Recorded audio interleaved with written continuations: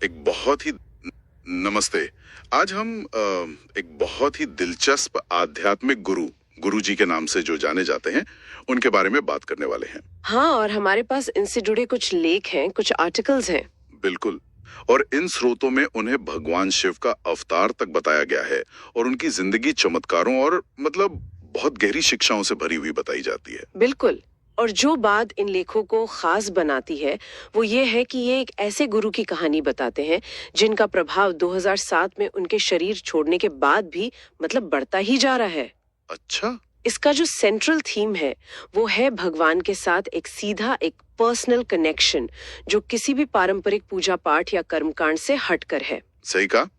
तो आज का हमारा मिशन इन लेखों के आधार पर यही समझना है कि गुरुजी कौन थे, उनके मानने वालों की मुख्य आस्थाएं क्या हैं और वो अपने पीछे कैसी विरासत छोड़ गए हैं। हाँ, चलिए शुरू करते हैं। तो चलिए इस पर विस्तार से बात करते हैं। शुरू करते हैं उनकी शुरुआत से, उनके जन्म बचपन से, जिसके बारे में स्रोत बताते हैं कि वो काफी असाधारण था। तो कहानी शुरू होती है 7 जुलाई 1954 से। पंजाब के संगरूर जिले का एक गांव है डुगरी। यही उनका जन्म हुआ, निर्मल सिंह महाराज के नाम से।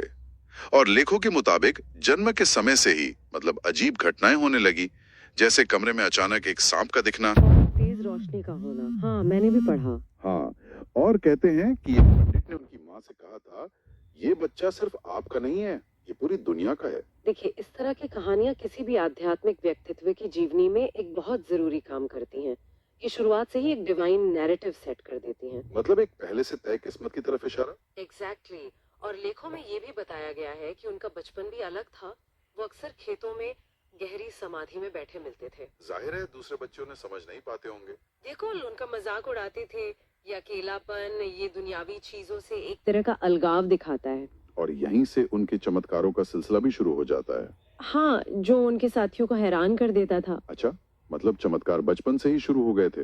एक कहानी है कि उन्होंने अपने सहपाठियों की खाली दवातों को बस बस छूकर स्याही से भर दिया। हाँ, ये तो है ही, लेकिन वो एक ही समय में दो जगहों पर होने वाली बात। अरे हाँ, वो तो बिल्कुल माइंड बेंडिंग है। कहानी कुछ ऐसी है कि एक दोस्त उन्हें घर लेने गया तो वो घर पे ही थे, और जब वो दोस्त कॉलेज पहुंचा तो गुरुजी पहले से वहां उसका इंतजार कर रहे थे। ये कैसे हो सकता है? इसे बायलोकेशन कहते हैं। ये कहानियां एक ऐसी छवि बनाती हैं जो फिजिक्स के सामान्य नियमों से परे काम करती हैं। ये सिर्फ छोटे मोटे जादू नहीं है, बल्कि स्पेस और टाइम के नियमों को मोड़ने जैसा है। और फिर वो कुएं वाली घटना भी है। हाँ, वो तो और भी अविश्वसनीय है। उन्हें किसी ने कुएं में धकेल दिया, लेकिन डूबने के बजाय वो पानी के ऊपर तैरते रहे, और जब बाहर निकले तो बिल्कुल सूखे थे। इन लेखों के नजरिए से देखें तो ये मुमकिन है, क्योंकि ये उन्हें एक ऐसे व्यक्ति के रूप में दिखा रहा है जिसने बचपन से ही प्राकृतिक तत्वों पर मतलब महारत हासिल कर ली थी। ये सिर्फ एक चमत्कार नहीं है, बल्कि प्रकृति के नियमों पर कंट्रोल का प्रदर्शन है। बिल्कुल, उनकी दिव्यता को स्थापित करने वाली एक और मजबूत कड़ी है ये। तो एक तरफ ये असाधारण शक्तियां हैं और दूसरी तरफ उनके दयालु स्वभाव का भी जिक्र है। हाँ, जैसे कि वो पिसा हुआ गेहूं घर लाने के बजाय रास्ते में ही गरीबों में बांट देते थे। या फिर वो ट्रक वाली अविश्वसनीय कहानी, वो एक ट्रक भर अजनबी लोगों को घर ले आए और अपनी माँ से कहा कि इनके लिए खाना बनाओ। और जब परिवार हैरान हुआ तो उन्होंने बताया कि ये लोग एक भयानक एक्सीडेंट का शिकार होने वाले थे और उन्होंने उन्हें बचाया है। ये सिर्फ शक्ति का प्रदर्शन नहीं था, बल्कि करुणा का एक बहुत बड़ा काम था।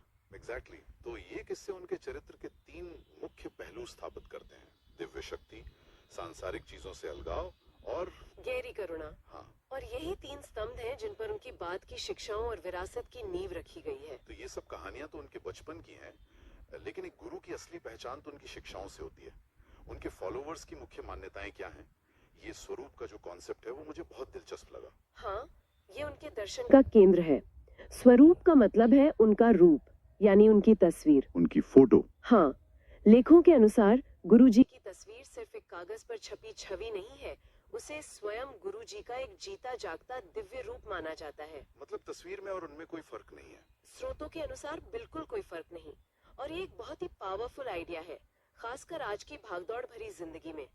सोचिए, यह आध्यात्मिकता को एक तरह से डेमोक्रेटाइज कर देता है। डेमोक्रेटाइज कैसे? मतलब आपको किसी मंदिर या तीर्थ यात्रा पर जाने की जरूरत नहीं, कोई लंबा चौड़ा कर्मकांड नहीं करना, परमात्मा के साथ आपका कनेक्शन आपके घर में एक तस्वीर के जरिए 24/7 मौजूद है। अच्छा, मतलब ये बहुत इमीडिएट और पर्सनल हो जाता है। बिल्कुल, और इसीलिए शायद श्रोते इस बात पर बहुत जोर देते हैं कि इन तस्वीरों का सम्मान किया जाए और उनका कोई कमर्शियल यूज ना हो। हाँ, विरासत को मौन, गहराई, पवित्रता और समर्पण पर केंद्रित रखने की बात कही गई है। सही कहा, ये इसे बाजार बनने से रोकता है, पवित्रता बनाए रखने पर जोर है।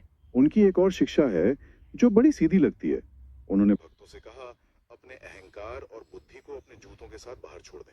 इसका क्या मतलब निकाला जाए? ये एक बहुत वैलिड सवाल है। क्या इसका मतलब ये है कि सवाल पूछने की या तार्किक सोच की कोई जगह ही नहीं है? नहीं नहीं, पहली बार सुनने में ऐसा ही लगता है, लेकिन श्रोतों के अनुसार इसका गहरा मतलब ये है कि आप यह स्वीकार करें कि आपकी बुद्धि और आपके तर्क की एक सीमा है। अच्छा, दिव्य या आध्यात्मिक अनुभव को इन लेखों के अनुसार पूरी तरह से इंटेलेक्ट से नहीं समझा जा सकता।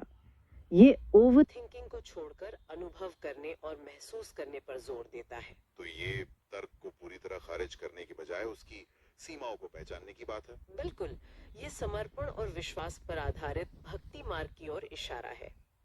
ये उनकी एक और शिक्षा से जुड़ता है। मैंने बिना किसी इशादे प्यार करो, फिर देखो नजारे। यानी मुझसे बिना किसी शर्त या उम्मीद के प्यार करो और फिर देखो मैं क्या करता हूँ। हाँ, ये सब बिना शर्त विश्वास के बारे में है, जहाँ आप तर्क को एक पल के लिए किनारे रखकर बस भरोसा करते हैं। और लेखों के हिसाब से इस भरोसे का फल भी मिलता है। स्रोत उनके आशीर्वाद के किस्सों से भरे पड़े हैं। लाइलाज बीमारियों का ठीक होना, सालों से अटकी कानूनी समस्याओं का सुलझना, वित्तीय संकट का दूर होना। और ये लंगर प्रसाद और चाय वाली बात भी कमाल की है। हाँ, लंगर तो वैसे भी सिख परंपरा का एक बहुत पवित्र हिस्सा है। बिल्कुल, और यहाँ उस परंपरा को एक कदम और आगे ले जाया गया है। सत्संग और लंगर की अवधारणा यहाँ बहुत महत्वपूर्ण है। ये सिर्फ एक धार्मिक सभा नहीं है, बल्कि एक समुदाय और कृपा का एक साझा अनुभव बनाती है, जहाँ हर कोई बराबर है। हाँ, हर कोई, चाहे वो कोई बड़ा बिजनेसमैन हो या एक आम इंसान, एक साथ जमीन पर बैठकर वही खाना खाता है। और उस खाने को सिर्फ खाना नहीं, बल्कि प्रसाद माना जाता है, जिसमें दिव्य उपचार शक्तियां हैं। मतलब खाना सिर्फ पेट नहीं भर रहा, बल्कि बीमारी और परेशानियां भी दूर कर रहा है। स्रोतों के अनुसार हाँ, इसीलिए तो लेखों में उन्हें महाशिव स्वयं निर्माता तक कहा गया है। यह दावा किया गया है कि वे भाग्य लिख सकते थे और उसे फिर से भी लिख सकते थे। और उनका वो सरल सा वाक्य, कल्याण करता, और भक्तों का जवाब, ब्लेसिंग्स ऑलवेज, इसी विश्वास को मजबूत करता है। तो एक चमत्कारी बचपन और गहरी शिक्षाओं के बाद एक वयस्क के रूप में उनका जीवन कैसा था? उनकी यात्रा कैसे आगे बढ़ी? स्रोतों के अनुसार उन्होंने 1975 के आसपास घर छोड़ दिया था। और दिलचस्प बात यह है कि उन्होंने कुछ समय के लिए एक क्लर्क की नौकरी भी की। हाँ, लेकिन वो दौर बहुत छोटा था। जल्द ही उन्होंने वो रास्ता छोड़ दिया और अपनी आध्यात्मिक यात्रा शुरू की। शुरुआत में वो एक जगह ज्यादा टिकते नहीं थे। मतलब घूमते रहे। हाँ, वो जालंधर, चंडीगढ़, दिल्ली के बीच घूमते रहे। ये घुमंतू दौर कई आध्यात्मिक गुरुओं के जीवन में आता है। और आखिरकार वो दिल्ली में बस गए। हाँ, दिल्ली उनके मिशन का केंद्र बन गई। यहीं उन्होंने पहले छोटा मंदिर और बाद में भट्टी माइंस में बड़ा मंदिर स्थापित किया। आज ये बड़ा मंदिर उनके अनुयायियों के लिए दुनिया भर में सबसे बड़ा केंद्र है। और यहीं पर उनकी समाधि भी है। जी, उन्होंने 31 मई 2007 को महासमाधि प्राप्त की, यानी अपना भौतिक शरीर छोड़ दिया। यहाँ एक बहुत महत्वपूर्ण बात है जिस पर स्रोत जोर देते हैं, उन्होंने कोई उत्तराधिकारी या सक्सेसर नियुक्त नहीं किया। हाँ, ये बहुत महत्वपूर्ण है। ये क्यों इतना महत्वपूर्ण है? आमतौर पर तो एक गुरु के बाद दूसरा गुरु गद्दी संभालता है। ये उनके दर्शन का शायद सबसे क्रांतिकारी पहलू है, और ये उसी सीधे संबंध वाले विचार को पुष्ट करता है जिस पर हमने पहले बात की थी। उत्तराधिकारी ना होने का मतलब है कि कोई संस्थागत ढांचा या हायरार्की नहीं बनाई गई। मतलब भक्त और गुरुजी के बीच कोई और नहीं आ सकता, कोई बीच का आदमी नहीं है। बिल्कुल, संबंध पूरी तरह से व्यक्तिगत रहता है, प्रार्थना के माध्यम से, ध्यान के माध्यम से, और सबसे महत्वपूर्ण स्वरूप के माध्यम से। उत्तराधिकारी की अनुपस्थिति एक तरह से मध्यस्थ को हटा देती है और हर भक्त को गुरुजी से सीधे जुड़ने का अधिकार देती है। सही कहा।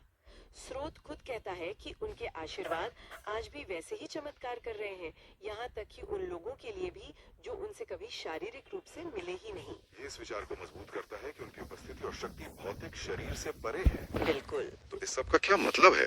इन लेखों के माध्यम से हमने गुरुजी के जीवन की एक पूरी यात्रा देखी, एक चमत्कारी बचपन, असाधारण आध्यात्मिक शक्तियां और फिर एक ऐसा दर्शन जो प्रत्यक्ष भक्ति और बिना शर्त विश्वास पर केंद्रित है।